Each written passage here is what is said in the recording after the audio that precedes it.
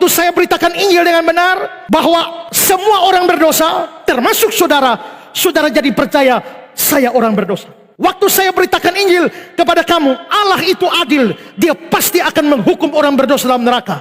Maka kamu akan sadar, saya akan masuk neraka selama-lamanya. Lalu waktu saya beritakan Injil bahwa kamu tidak bisa selamat dengan perbuatan baikmu, amal salehmu, semua perbuatanmu sampah di hadapan Allah, tidak bisa menyelamatkanmu. Lalu engkau mulai sadar, kalau begitu saya buat ini amal saleh, tidak bisa menyelamatkan saya. Yes. Waktu saya beritahu bahwa kamu tidak bisa selamat dengan berhenti berdosa, kamu orang berdosa, berhenti berdosa, itu tidak bisa menyelamatkanmu, karena hutang dosa harus dibayar. Kamu jadi sadar, stop berdosa pun tidak ada manfaat untuk menyelamatkan diri. Lalu waktu saya beritahu bahwa Allah mengasihi dunia ini dan mengirimkan anaknya Yesus Kristus, lalu saudara sadar, ternyata Allah begitu mengasihi saya. Ternyata Yesus Kristus begitu mencintai saya. Lalu waktu saya beritakan bahwa Yesus Kristus telah mati di atas kayu salib, menebus seluruh dosamu, membayar seluruh hutang dosamu di atas kayu salib. Dia berkata, tetelestai, sudah selesai. Kamu jadi sadar bahwa semua hutang dosamu beres di kayu salib. Dosamu dihapuskan hanya oleh darah Yesus. Ketika saya menantang engkau untuk buka hatimu, terima Yesus sebagai juru selamat, dan kamu selamat.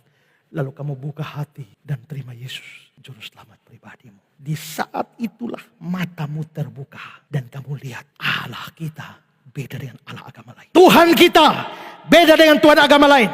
Juru selamat kita satu-satunya, tidak ada juru selamat lain di dunia ini. Allah kita jelma jadi manusia, rela mati, menyerahkan nyawanya, menderita sedemikian rupa demi dirimu. Maka kamu mulai lihat ternyata Yesus beda. Pemberitaan Injil memberitahukan kepada dunia, Allah kita Allah yang penuh kasih.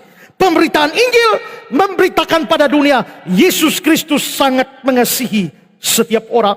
Roma 5 ayat 8. Tetapi Allah menunjukkan kasih-Nya kepada kita oleh karena Kristus telah mati untuk dosa kita. Dan pada waktu saya beritakan Injil kepada saudara, saudara menjadi sadar, tidak ada seorang pun sampai kepada Allah kalau tidak melalui aku, Yesus Kristus. Dan saudara sadar, seperti kata Kisah 4 ayat 12, dan keselamatan tidak ada dalam siapapun juga selain di dalam Dia. Sebab di bawah kolong langit ini tidak ada nama lain yang diberikan kepada manusia yang olehnya kita dapat diselamatkan. Maka saudara lihat beda Yesus dengan yang lain, bukan? Yang lain tidak bisa berikan keselamatan. Satu-satunya yang bisa berikan keselamatan adalah Yesus Kristus di bawah kolong langit ini. Tidak ada nama lain, hanya Yesus. Beda kan? Berarti Yesus sudah dilihat berbeda dari dunia ini. Kudus kan?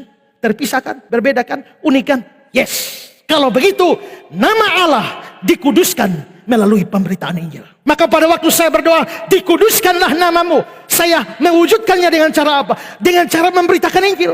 Pada waktu saya memberitakan Injil, saya sama dengan sedang berjuang sedemikian rupa supaya nama Allah saya, nama Tuhan saya, nama juru selamat saya menjadi kudus dan dilihat berbeda dari dunia itu. Kalau begitu, dikuduskanlah namamu.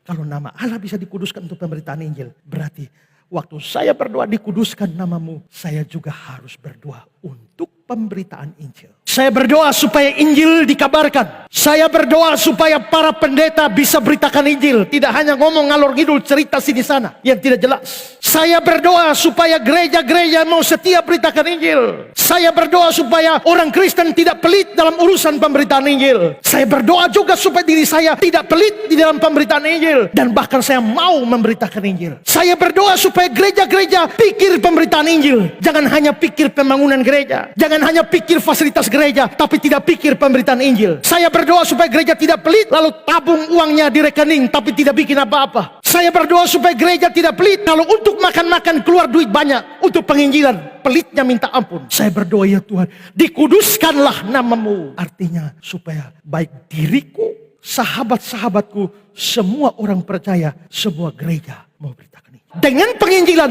banyak orang menjadi percaya. Waktu Injil diberitakan, orang-orang langsung melihat Allah kita berbeda, Yesus kita berbeda, kekristenan kita berbeda dengan seluruh sistem agama di dunia ini. Maka dengan kata lain, Injil yang kita beritakan itu sama dengan jawaban doa, dikuduskanlah namamu. Akan setiap orang yang berdoa dikuduskanlah namamu. Tidak boleh pasif dalam pemberitaan Injil. Kalau tidak, doamu itu percuma. Kamu minta kepada Allah supaya dia membuat dirinya berbeda. Tapi bagaimana Allah melakukan itu? Melalui pemberitaan Injil. Maka semua orang yang berdoa Bapa kami harus terlibat aktif dalam pemberitaan Injil.